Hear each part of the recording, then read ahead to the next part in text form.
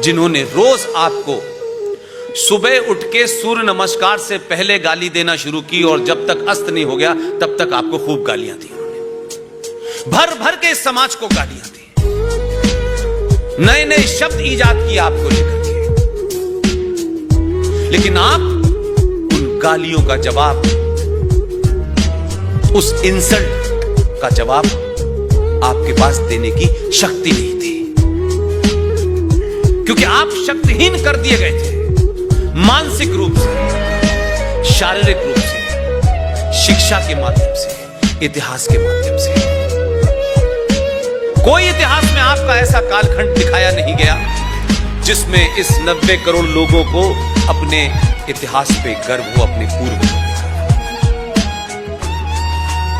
शिक्षा के अंदर कोई बात ऐसी नहीं बताई गई जिससे यह सोचे कि जिस चित्र गुरुकुल को भारत के संविधान में छापा गया था, आखिर वो गुरुकुल क्या थी और कैसी थी। और हमने अपने खामोशी के कारण 70 सालों में इस देश के प्राइमरी एजुकेशन को क्रिश्चियंस के हाथ में सौंप दिया। हम इतने महान लोग हैं कि हमारे यहां बेटा या बेटी जन्म लेता है, हमें अंग्रेजी बोलना आधुनिक दिखना और अंग्रेजी से यह मान लेना कि जो अंग्रेजी बोलता है वो सबसे बड़ा ज्ञानी होता है।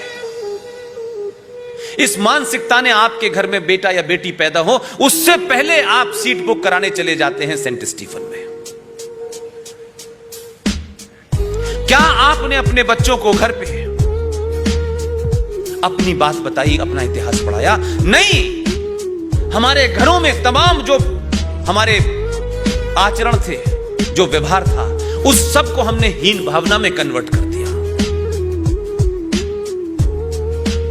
मैं उस डिटेल में नहीं जाना चाहता।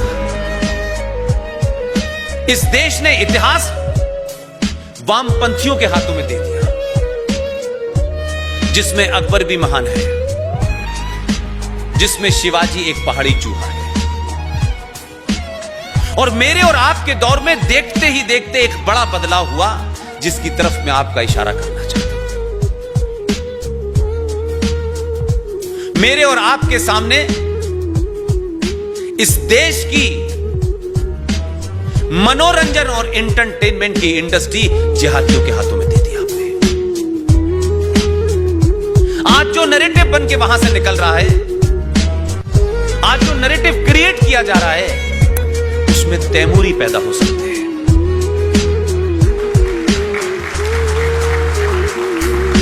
यह घटना कहां से चली, इसका भी आपने कभी एनालिसिस नहीं किया। मेरा तब भी मानना था और आज मेरा पक्का विश्वास हो चुका है, इस फिल्म इंडस्ट्री के अंदर यह किसी की निजी चॉइस है, कौन किससे शादी करे और अपने बेटे का क्या नाम रखे, मुझे कोई फर्क नहीं पड़ता।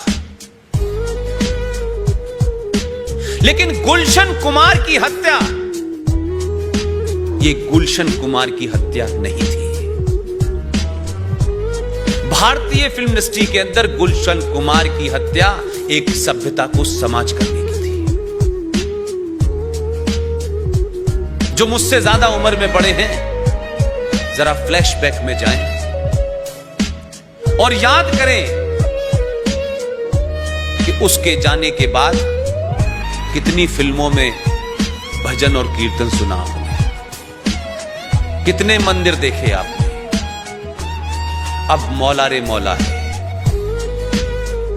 अब एक खास धर्म की लड़की को खास मजहब के लड़के से ही इश्क होता है। पूरा नैरेटिव बदला आपने और फिल्म इंडस्ट्री समाज के ऊपर असर डालती है, उसे चलाया जा रहा है। लिहाजा मेरा मानना है, मैं सबसे यह बात कहता हूं, एक बार सनातन का हाथ पकड़ लीजिए। एक बार आप सनातन परिवार का हाथ पकड़ लीजिए, दुनिया में किसी के पैर छूने की जरूरत नहीं पड़ेगी।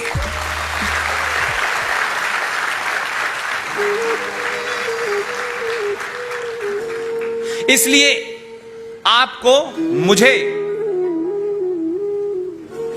इतिहास ने एक मौका दिया है, एक अपॉर्चुनिटी दी है। कैरियर बनते हैं, बिगड़ते हैं, जीवन चलता रहता है। नौकरियां छूट जाती हैं तब भी घर चलता है, बुरे से बुरा वक्त आता है तब भी घर चलते हैं।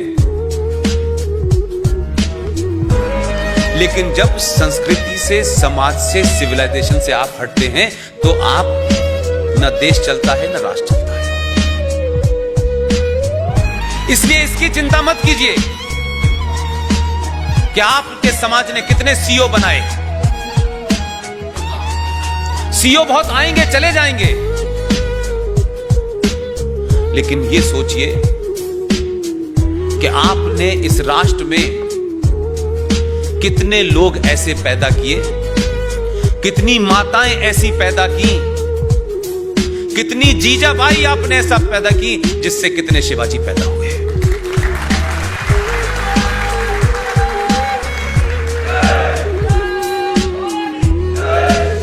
करोड़ों महान लोग आए होंगे, चले गए होंगे। बहुत बहुत बड़े लोग आए और चले गए। जब समय ने उनकी व्याख्या की तो पता चला कि ये बड़े नहीं थे भाई, इन्हें जबरदस्ती हमारे ऊपर लाद दिया गया। अगर भारतीय राजनीति में 1947 तक जो भी लोग थे, मैं ये बात बिल्कुल डंके की चोट पे कहना चाहता हूं, तथ्यों और फैक्ट के साथ कहना चाहता हूं, जिन्हें हमने विजनरी मान लिया था, जिन्हें हमने महात्मा मान लिया था, अगर भारतीय पूरे स्वतंत्रता संग्राम और उसके भारत के बाद जो सरकार पहली बनी, उसमें सबसे ज्यादा किसी आदमी को गलत तरीके से समझाने की कोशिश की गई, समझाया गया, उस आदमी का नाम था B.R. अम्बेडकर।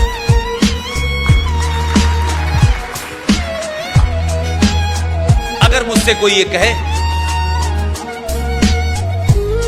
कि अगर सबसे बेधड़क, बिना किसी की चमचागिरी करे, बिना किसी इस बात के कि उसको क्या फायदा होगा क्या नहीं होगा, वो उस वक्त भी सच बोला और उसकी बातें जो सच थी वो आज उससे भी ज्यादा बड़ी सच साबित हो रही है।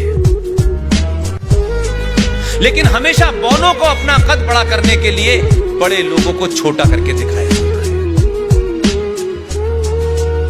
B.R. अम्बेडकर की एक किताब है, थॉट्स ऑन पाकिस्तान। इस किताब का नाम सुना कभी आपने? इस किताब को पढ़िए। आज अगर कोई ये बात कह देता, और देखिए जो वो लोग थे कितने शातिर लोग थे, कितने इंटेलिजेंट लोग थे कि उन्होंने बातों को कैसे छुपा दिया। और वैसे हम लोग बड़े खोजी लोग हैं, भगवान राम के चरित्र के बारे में भी सवाल पूछते हैं, सीता के भी बारे में सवाल पूछने लगते हैं। थॉट्स ऑन पाकिस्तान पे B.R. अम्बेडकर कह रहे हैं कि जब मैंने ये कहा कि इस देश का विभाजन मजहब के नाम से हो रहा है, मुसलमान के नाम और इस्लाम के नाम से हो रहा है, तो फिर हिंदुस्तान में एक भी मुसलमान क्यों रहेगा?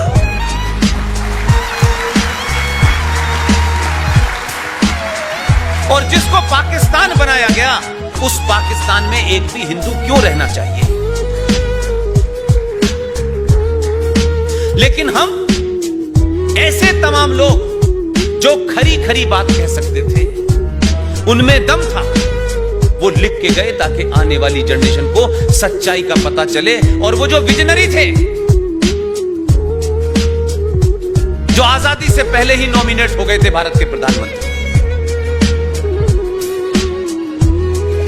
कुछ सच ऐसे होते हैं कि अगर सही समय पे न बोले जाएं तो फिर उन बोलने का कोई फायदा नहीं होता। मैं था नहीं, मुझे नहीं पता, लेकिन अगर ये सच तथ्यों और रेफरेंस के साथ में सब कुछ अवेलेबल है तो मेरी जिम्मेदारी है कि मुझसे बाद में आने वाली नस्लें मेरे जाने के बाद मेरे दामन पे ये दबाव ना लगाएं कि इस आदमी को पता था तो इसने बताया क्यों नहीं। ये हम सब की जिम्मेदारी है। इसीलिए मैंने कहा हम बहुत सारी बातें कहते हैं, इसने ऐसा क्यों किया, उसने ऐसा क्यों किया, गांधी जी को ये नहीं करना चाहिए था, नेहरू को ये नहीं करना चाहिए था, पटेल, ये बहुत सारे सवाल उठाते हैं।